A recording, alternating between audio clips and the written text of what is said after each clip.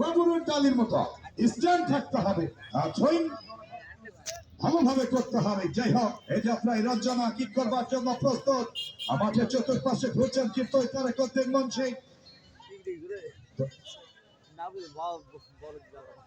খেলা শেষ হলে অবশ্যই কেউ মাঠে আসবেন না, এবং আমাদের এই প্রমিলা বন্ধুদেরকে আপনারা প্রোটোকল দিবেন, অবশ্যই কোনো বিশৃঙ্খলা করবেন না। এবং আমি স্বেচ্ছাসেবকদের দৃষ্টি আকর্ষণ করছি, আপনারা ওই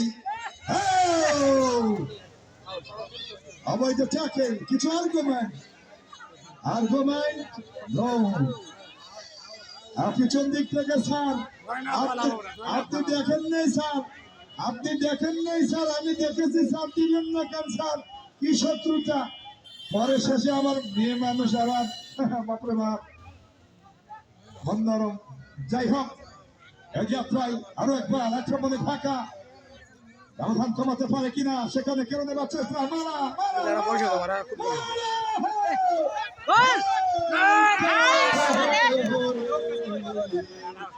ওই ঝিনুক যেন খুঁজে পাচ্ছে না, মুক্তা খুঁজতে গেলে তো এই সমুদ্র যেতে হবে, কক্সবাজারে যেতে হবে, সমুদ্র সৈকতে যেতে হবে। ওই সুরক্ষিত আগামীকালকেও খেলা রয়েছে, বৃহস্পতিবার 23 তারিখে খেলা রয়েছে, আগামীকালকে মাঠে খেলা রয়েছে নবীন প্রবীণ ফুটবল টুর্নামেন্টের। আর সেই বৃহস্পতিবার দাউদপুর স্পোর্টিং ক্লাব এবং পানিপুকুর স্পোর্টিং ক্লাবের খেলাটি দেখবার জন্য আসবেন। আগামীকালকে মাঠে পুরুষের সেমিফাইনাল খেলা অনুষ্ঠিত হবে, সেই খেলাটিও আপনারা উপভোগ করবেন। প্রথম গোলদাতাকে মেটাডোর পুরস্কার দিচ্ছেন। ফুটবল এটি তো বগুড়া লুডু খেলা না, এটি হলো ফুটবল, হলো ড্রেসিং পুশিং থাকবে খেলা, ঠেলাঠেলি ধাক্কা ধাক্কি গুতাগুতি থাকবেই। আর রেফারি রয়েছে এ যাত্রায় আবারও মালা, ভালো খেলছেন, লম্বা করে বাড়িয়ে প্রথম গোলদাতার পুরস্কার মেটাডোরের পক্ষ থেকে, সৌজন্য পুরস্কার সেরা গোলকিপারের জন্য দিচ্ছেন সাকুয়াত মুন্সি, গরিম লাখক ধন্যবাদ জানাই, অনেক পুরস্কার দিয়েছেন মেটাডোরের পক্ষ থেকে। ফুটবল মাঠে খেলা হচ্ছে, আতিথ্যের কাকের মতো সত্যিকার অর্থেই এই জয়পুরহাট জেলার আমদয়ের এই কৈতাহারের স্মৃতি হৃদয় করে নিয়ে গেলাম। এই শীতের বিকেলে গধূলি লগ্নে কুয়াশার চাদরে গ্রামীণ পরিবেশ, সুফলা শস্য শ্যামলার এই বাংলাদেশ, এমন দেশটি কোথাও খুঁজে পাবে না তুমি। সকল দেশের রানী সেজে আমার জন্মভূমি।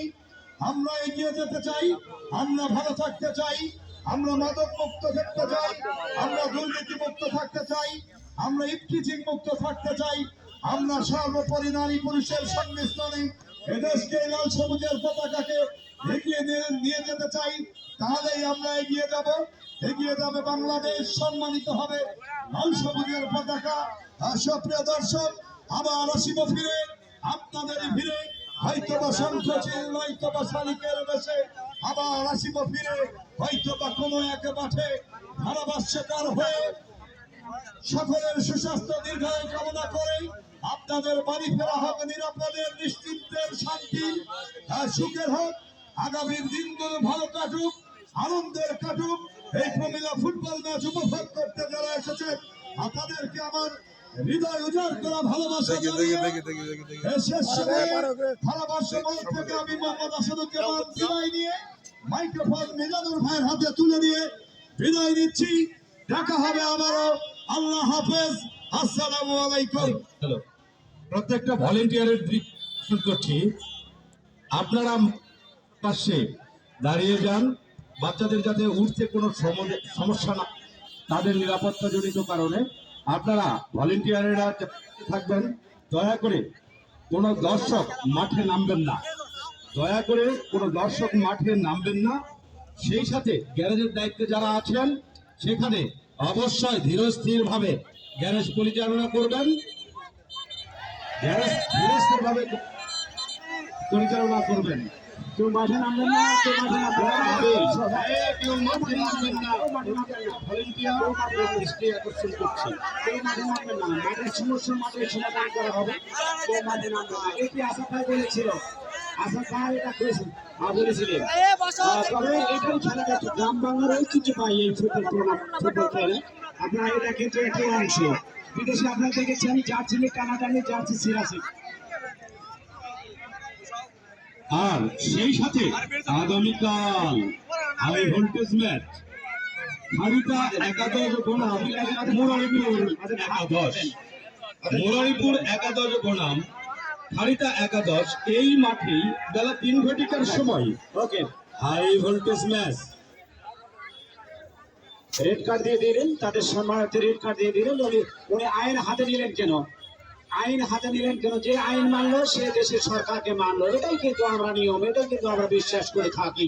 সে যদি মাওনারি হয় তো মাওনির যিনি আর একটু করে দেই না, কত একটু করে দেই, এভাবে কালেক্ট করতে রাখেন রাখেন। এবং সেই সাথে প্রথম গোলদাতাকে ম্যাটাডোরের পক্ষ থেকে দুই বন্ধু ডিস্ট্রিবিউশনের প্রথম গোলদাতাকে সৌজন্য দেওয়া হবে এবং সেরা গোলকিপারের জন্য সৌজন্য পুরস্কারের ব্যবস্থা করা হয়েছে। সাকাত হোসেন মোহরি দলিল লেখক, তার সৌজন্যে দেওয়া হবে।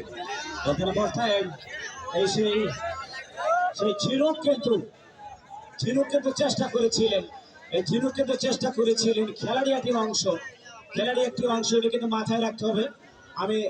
উনি মাঠে যাওয়া মানে ঠিক হলো না।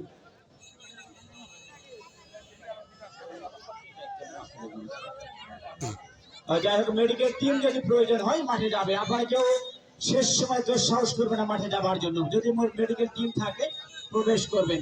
আমরা সবাই তাদের সুস্থতা কামনা করি, স্বাভাবিক ফিরে আসবে ইনশাআল্লাহ। সপ্রেশ্বরী মহানবী আগামীকালকে প্রথম সেমিফাইনাল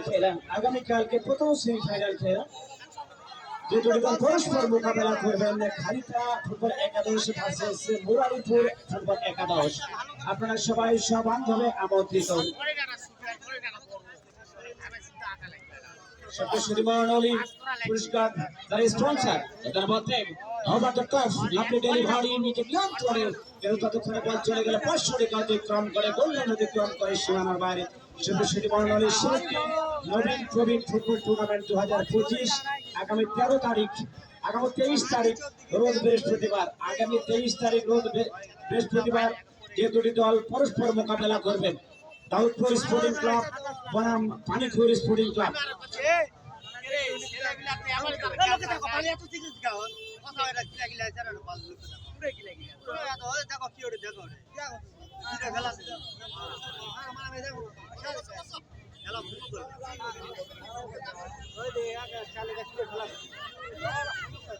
সপ্রেশ্বরী মহানবী থ্রোইং হয়ে গেল মাঠের উত্তর প্রান্ত দিয়ে। আরেকবার যে নিয়ন্ত্রণে দেখেন যে কাকে দিবেন আরেকবার।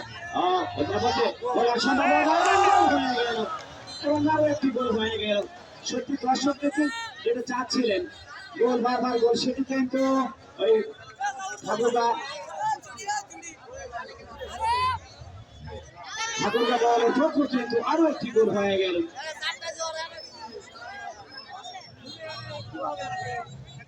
4-1 ব্যবধানে তারা অগ্রগামী। ওদের মধ্যে সেন্টার হয়ে গেল, দেখেন যে কাকে দিবেন দূর ফেলার শট। কোন দর্শক মানে প্রবেশ করল না।